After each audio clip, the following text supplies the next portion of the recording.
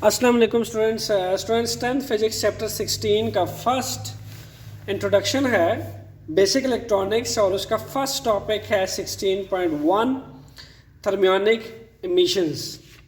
Students electronics जो है ये एक्चुअल में अप्लाइड फिजिक्स की एक ब्रांच है जो डील करती है control of motion of electrons पे यूजिंग डिफरेंट डिवाइसेस।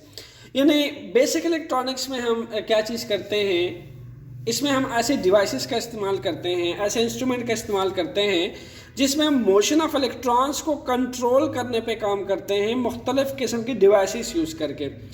अब इलेक्ट्रॉनिक डिवाइसेस स्टूडेंट्स आजकल बहुत ज़्यादा इफ़ेक्टिव और रिलायबल हो चुके हैं। जैसे फील्ड ऑफ टेलीकम्युनिकेशंस और इंफॉर्मेशन टेक्नोलॉजी में एडवांस इन्वेंशन हो रही है, ठीक है, एडवांस मॉडिफिकेशंस हो रही हैं। डिवाइसेस में इलेक्ट्रॉन्स को कंट्रोल करना उतना ही रिलायबल और उतना ही इलेक्ट्रॉनिक डिवाइसेस को ज़्यादा इफेक्टिव और रिलायबल बनते जा रहे हैं, ठीक है। तो आज का हमारा टॉपिक है that is thermionic emissions. Thermionic emissions क्या होता है? Thermionic emission actually it's the emission of electron from the surface of metal under the effect of thermal energy is called thermionic emissions। अब सबसे पहले तो अगर मैं वर्ड बाय वर्ड इस स्टेटमेंट को आपको समझाऊं तो emission स्टूडेंट्स क्या होता है? एजेक्शन को, किसी भी चीज़ से बाहर निकलना, एमिट होना, ठीक है। जब कोई चीज़ एमिट होती है तो वो सिस्टम का पार्ट नहीं रहती, ठीक है। किसी भी अगर मैं थर्मियोनिक एमिशंस को just in a shortcut define करूं तो पता चलता है कि किसी भी सिस्टम से जब कोई पार्टिकल, एटम या इलेक्ट्रॉन्स एमिट होता है, बाहर निकलता है, तो ऐसे सिस्टम को थर्मियोनिक एमिशंस कहलाते हैं हम, ठीक है।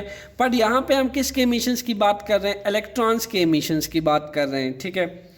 From the surface of metal की सरफेस में से जब इलेक्ट्रॉन निकलता है बाहर under the effect of thermal energy, तो ऐसे सिस्टम को हम थर्मियोनिक एमिशंस कहते हैं। होता क्या है स्टूडेंट्स के लेट्स सपोज अगर ये मेटल है, ठीक है, यहाँ पे इलेक्ट्रॉन है, जस्ट समझने के लिए इस पे लेट्स सपोज हमने इसको थर्मल एनर्जी प्रोवाइड की इन इलेक्ट्रॉन्स को। अब थर्मल एनर्जी क्या होती है? It's a heat energy. और होता क्या है कि जिस लेवल पे होते हैं इस लेवल पे ये न्यूक्लियस के इर्द गिर्द रोटेट करते हैं, ठीक है। न्यूक्लियस के इर्द गिर्द रिवॉल्व करते हैं एक स्पेसिफिक शेल में, लेकिन जब इनको थर्मल एनर्जी एक्सटर्नली प्रोवाइड की जाती है, इनको जब हीटअप किया जाता है तो ये एनर्जी गेन कर लेते हैं और इनकी एनर्जी जो है करंट शेल जो होता है या करंट ऑर्बिट जो होता है उससे ज़्यादा बढ़ जाती है। And then they start leaving this surface, ठीक है। वो क्या करते हैं, जैसे इस सरफेस पे पड़े हुए ये इस सरफेस को लीविंग करना स्टार्ट कर देते हैं, ठीक है। लेट्स सपोज अगर मैं इस इलेक्ट्रॉन को इतनी एनर्जी मिल जाए बाहर से, ठीक है, थर्मल एनर्जी मिल जाए और ये इलेक्ट्रॉन जंप मार दे, अपने से स्किप कर दे इस सरफेस को, तो इसको हम क्या कहेंगे? This will be become free electrons. It will become free electrons. और फ्री इलेक्ट्रॉन्स के साथ साथ हम ये क्या कह सकते हैं, और जो इलेक्ट्रॉन एमिट हो जाता है, हर एमिटेड इलेक्ट्रॉन कहलाता है thermions. It is also known as thermions. यानी जब कोई भी इलेक्ट्रॉन किसी मेटल की सरफेस छोड़ता है, ठीक है, तो वो क्या कहलाता है? वो थर्मियॉन्स कहलाता है। जैसे कि ये इलेक्ट्रॉन है, ये सरफेस छोड़ चुका है, स्किप कर चुका है after getting the heat energy, it will become thermions. Students अब हम बात करते हैं मेटल की। मेटल इज मेटल से बहुत अच्छी थर्मियोनिक एमिशंस होती है। Why metal are more preferable for conductance of electricity, ठीक है। और इसके अलावा मेटल को जो है वो एज अ गुड प्रेफरेबल किया जाता है थर्मियोनिक एमिशंस के लिए। Let's see Y. स्टूडेंट इसके लिए हम थोड़ा सा केमिस्ट्री का, अगर आपको पीरियोडिक टेबल की तरफ लेके चलूँगा, आपको ग्रुप 1, ग्रुप 2 एंड ग्रुप 3 के एलिमेंट जो है आपको याद हो। ग्रुप 1 के एलिमेंट ज़्यादातर जो है वो आपके पास आते हैं metal, that is about hydrogen,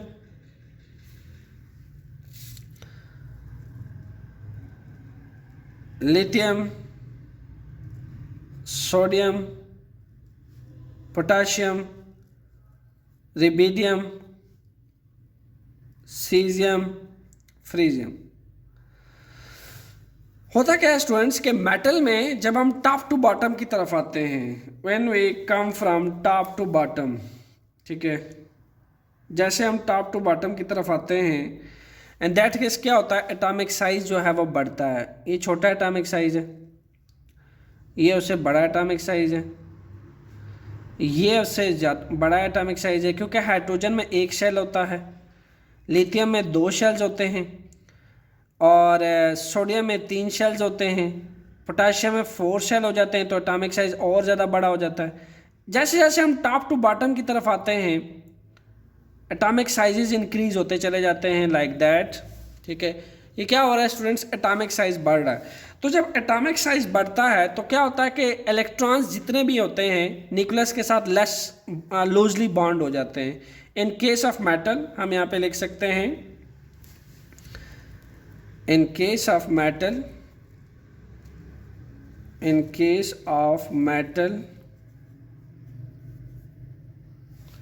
electron are loosely bound to nucleus। अब स्टूडेंट्स होता क्या है कि हमारे पास लेट सपोज एक न्यूक्लियस है, ठीक है, न्यूक्लियस के बाहर शेल्स होते हैं, क्लियर, एंड इन शेल्स में जो है वो इलेक्ट्रॉन रिवॉल्व करते हैं। इसमें प्रोटॉन होता है, ठीक है, न्यूट्रॉन्स, और इसके बाहर इलेक्ट्रॉन जो है that is revolve around the nucleus. जैसा कि फॉर एग्जांपल हम सोडियम के एटम की एग्जांपल ले लेते हैं। Just check the discuss of sodium. देखिए फर्स्ट सेल में 2 इलेक्ट्रॉन है, सेकंड सेल में 8 इलेक्ट्रॉन है, थर्ड सेल में जो है वो 1 इलेक्ट्रॉन है। तो यहाँ देखा जा सकता है this single electron are too loosely bond to the nucleus. This single electron are too loosely bound to the nucleus. Why? Because there is less attraction between nucleus and this single electron. होता क्या कि जैसे जैसे nucleus में का outer valence electron के साथ distance बढ़ता चला जाता है, हमारे पास जो अट्रैक्शन है ये वीकर होती चली जाती है, लेस अट्रैक्शन होती चली जाती है, ठीक है। तो जितना इलेक्ट्रॉन न्यूक्लियस के पास होता है, ठीक है, न्यूक्लियस के करीब होता है, उसके पास उतनी ज़्यादा अट्रैक्शन होती है न्यूक्लियस में और उस इलेक्ट्रॉन में। तो न्यूक्लियस इन तमाम इलेक्ट्रॉन्स को अपनी तरफ अट्रैक्ट कर रहा होता है, बट ये डिस्टेंस जैसे जैसे बढ़ रहा है, डिस्टेंस जैसे जैसे इंक्रीज होता है, एटॉमिक साइज जैसे जैसे बढ़ता है, आप टॉप टू बॉटम आते हैं, तो this attraction will become weaker weaker weaker and it will easy for you to skip that electron from the surface of this metal. Sodium is a metal, तो आपके लिए ईजी हो जाता है electron को यहाँ से स्किप करना। अब होता क्या है कि इस इलेक्ट्रॉन्स को अगर आप थोड़ी सी हीट एनर्जी दे दें, ठीक है, थर्मल एनर्जी प्रोवाइड करते हैं, तो this electron will get this thermal energy. Clear? आपको अगर बोहर एटॉमिक थ्योरी याद हो तो बोहर एटॉमिक थ्योरी क्या कहती है कि कोई भी इलेक्ट्रॉन अगर एक स्पेसिफिक शेल में रिवॉल्व करता है तो उसके पास उस स्पेसिफिक शेल की उसकी एनर्जी होती है, ठीक है, उसके पास उस स्पेसिफिक शेल की एनर्जी होती है, बट वो उसे हायर शेल में कब जंप लगाता है, जब उससे उस स्पेसिफिक शेल से ज़्यादा एनर्जी दी जाए। लेट सपोज अगर मैं कहूँ कि इस इलेक्ट्रॉन के पास लेट सपोज 10 जूल की एनर्जी है, ठीक है, 10 जूल की एनर्जी होगी तो वो इस शेल में रह सकता है, लेकिन जब इसको बाहर से थर्मल एनर्जी दी जाती है and it will observe this thermal energy, फिर it can't remain in that shell with more energy. 10 joule से अगर इसकी एनर्जी बढ़ जाएगी, it will not more remain in this shell. अब वो क्या करेगा, it will leave this shell, it will leave this shell, और होगा क्या, ये इलेक्ट्रॉन यहाँ से एमिट हो जाएगा स्टूडेंट्स, बाहर निकल जाएगा, ठीक है। तो जो एमिटेड इलेक्ट्रॉन है उसको हम क्या कहते हैं, it will be called as a thermions, it is known as Thermions. And thermion are those which are emitted electron. All emitted electrons are called thermions. Clear? तो यहाँ पे आप ग्रुप 1 से अंदाज़ा लगा सकते हैं कि ग्रुप 1 में आप देख सकते हैं कि कैसे आपके पास top to bottom atomic size बढ़ रहा है. Hydrogen, lithium, sodium, potassium, rubidium, caesium, francium, कैसे आप टॉप टू बॉटम आते हैं और ये एटॉमिक साइज जो है ये बढ़ता है, एटॉमिक साइज इंक्रीज होता है. तो जितना एटॉमिक साइज किसी भी एटम का इंक्रीज होता है स्टूडेंट, इलेक्ट्रॉन उतने लूजली बॉन्ड होते हैं न्यूक्लियस के साथ और उतनी लेस अट्रैक्शन होती है न्यूक्लियस और आउटर वैलेंस इलेक्ट्रॉन में. ठीक है, ये जो लूजली बॉन्डिंग है न्यूक्लियस की ये बढ़ती चली जाती है जैसे आप टॉप टू बॉटम आते हैं. ठीक है, तो मेटल के अंदर इलेक्ट्रॉन लूजली बॉन्ड हो जाता है और जब उसको थर्मल एनर्जी दी जाती है तो वो क्या बन जाता है, वो एक फ्री इलेक्ट्रॉन बन जाता है. ठीक है, it will become free electron और वो एमिटेड इलेक्ट्रॉन क्या कहलाता है, थर्मियंस. इसलिए हम कहते हैं metal is a good conductor of heat and electricity due to this free valence electrons. Okay, और अगर रूम टेम्परेचर पे आप बात करें मेटल्स की तो स्टूडेंट्स रूम टेम्परेचर पे electrons can not skip from the metal surface. होता क्या है, क्यों ऐसा पॉसिबल नहीं होता, क्योंकि याद रहे आपको there is attraction between nucleus and outer valence electron और ये अट्रैक्शन इतनी वीकर भी नहीं होती कि सिर्फ रूम टेम्परेचर से ये इलेक्ट्रॉन जो है अपनी सरफेस को छोड़ दे. That's why you should give it some thermal energy. तो उसको जब थर्मल एनर्जी मिलती है then it observe this thermal energy and after observing this thermal energy it will not remain in the same shell, it will just start leaving the surface. ठीक है, it will just leaving the current surface and it will called the thermions. Clear? It is called as thermions. Students, इन बातों को summarize करके लिखा जा सकता है. In case of metal electron और loosely bound to nucleus. Number 2, जैसे इलेक्ट्रॉन लूजली बॉन्ड न्यूक्लियस से क्यों होता है, due to less attractive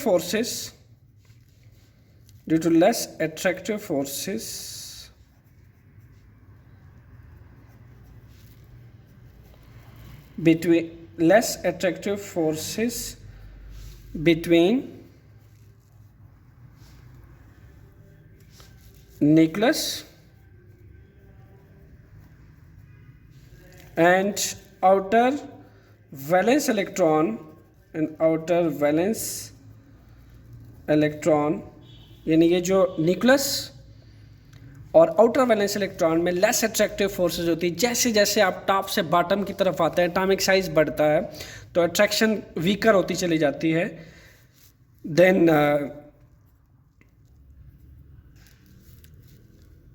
it is very easy to free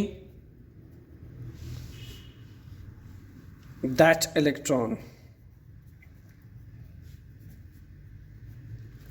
सो क्या होता है कि मेटल के केस में लेस अट्रैक्टिव फोर्सेस होती हैं न्यूक्लियस और आउटर वैलेंस इलेक्ट्रॉन में. दैट्स वाई हमारे पास इजी होता है, ठीक है, इलेक्ट्रॉन्स को रिमूव करवाना वहाँ से. ठीक है, due to less attractive forces. और इलेक्ट्रॉन जो लूजली बॉन्ड होता है न्यूक्लियस के साथ in case of metal. Okay, so that's why हमारे पास जो मेटल स्किप होता है जब by getting the thermal energy, इस प्रोसेस को क्या कहा जाता है, थर्मियोनिक इमिशन. और जो इलेक्ट्रॉन एमिट होकर बाहर निकलता है उसको हम कहते हैं थर्मियंस. स्टूडेंट्स, थर्मियोनिक इमिशंस के लिए जो सबसे बेस्ट एग्जांपल है, हम बहुत अच्छी थर्मियोनिक इमिशंस जो है इफेक्टिव थर्मियोनिक इमिशन प्रोड्यूस कर सकते हैं by electrically heating a fine tungsten filaments, जिसकी फिगर आपको नज़र आ रही है. This are tungsten filaments. और टंगस्टन फिलामेंट की हेल्प से हम इफेक्टिव जो है थर्मियोनिक इमिशंस कर सकते हैं. लार्ज अमाउंट में इलेक्ट्रॉन्स को इजेक्ट करवा सकते हैं. आइए इस पे बात करते हैं ये कैसे होता है. स्टूडेंट्स, होता क्या है कि हमारे पास जो ये एक करंट कैरियंग वायर होती है, ठीक है, और it's a good conducting wire. इसको हम लूप में ऐसे number of turn, number of loop में कन्वर्ट करते हैं, ओके, और उसको दो एंड्स को हम ऐसे वर्टिकली अलाइन कर लेते हैं, ठीक है।